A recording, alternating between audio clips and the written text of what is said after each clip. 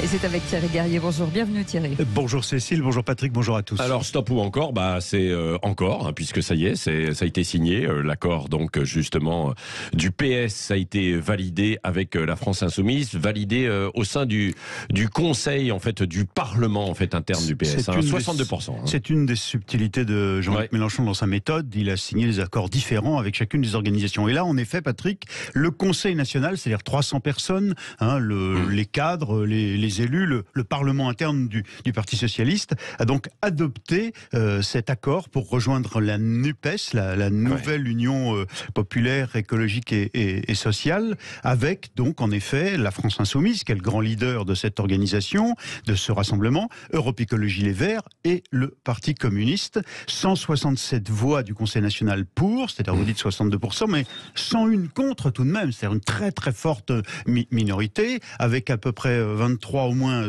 abstentions, des gens qui étaient à Ivry, en région parisienne, présents sur place, une centaine, et les 200 autres étaient en visio. Alors, je vais vous citer 3 citations d'élus hier soir en réaction à cette décision. D'abord, Laurence Rossignol, l'ancienne ministre socialiste de François Hollande, qui dit cet accord, elle est favorable, va permettre de faire élire un maximum de députés. Voilà, elle dit tout. L'objectif, c'est vrai que techniquement, s'il voulait maintenir un groupe parlementaire, il n'avait pas le choix.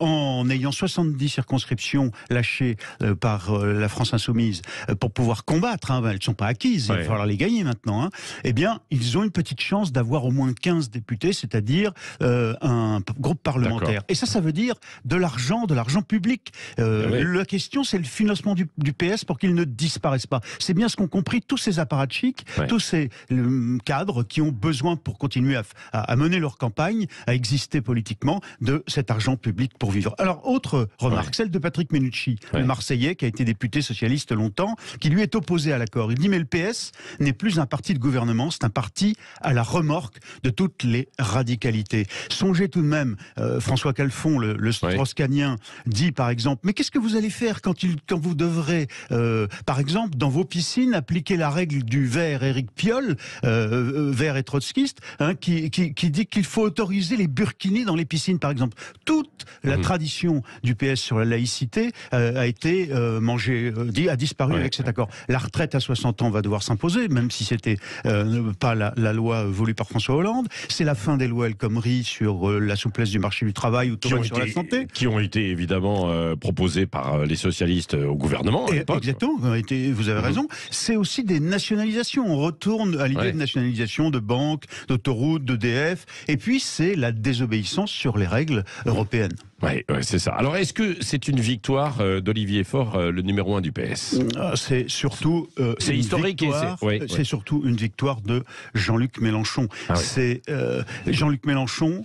Après l'avoir quitté en 2014, si ma mémoire est bonne, je ne sais plus si c'est 2014 ou 2008, mais après l'avoir quitté, il y a 14 ans. C'est-à-dire que soumet aujourd'hui le Parti socialiste, le vieux PS dont il est issu lui-même, et il impose ses vues, sa ligne, et plus de 300 circonscriptions sur lesquelles la France Insoumise, qui n'a pas de racinement local, sont aujourd'hui proposées à LFI, qui aura le leadership. Et pour le numéro 1 du PS, Olivier Faure, c'est une victoire ou pas, ça alors ? Oui, c'est une victoire à court terme, mais c'est une victoire à la Pyrrhus, puisqu'il doit donner toutes ses idées. C'était surtout un tournant historique, parce que c'est une rupture majeure. C'est la première fois que le primat d'une gauche qui se veut radicale et souverainiste et révolutionnaire prend le pas sur une gauche réformiste et européenne.